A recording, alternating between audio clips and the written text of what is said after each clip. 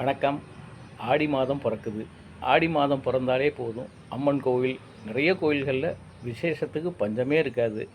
ஏன்னா இந்த மாதம் முழுவதுமே ஒரு தெய்வீக மாதம்னு சொல்லலாம்.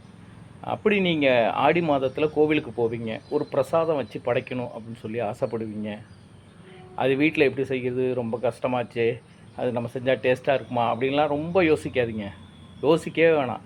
நம்ம கீழ வீதியில் ஐயா மாமிஸ் அடுப்பாங்கரை அப்படின்னு சொல்லிட்டு செந்தில் தீட்சிதர் ஒரு கேட்ரிங் நடத்திட்டு இருக்காங்க. அங்கே நீங்கள் போய் அவங்ககிட்ட சொல்லிட்டீங்கன்னா போதும், ஒரு படியிலேருந்து எவ்வளோ வேணாலும் செஞ்சு கொடுக்குறாங்க. சுவையாகவும் டேஸ்ட்டாகவும் அவ்வளோ அருமையாக இருக்குது. பாரம்பரிய முறைப்படி செஞ்சு கொடுக்குறாங்க.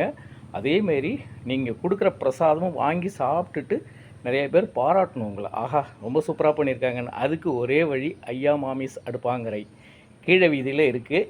இதில் நம்பர் கொடுத்துருக்கேன்.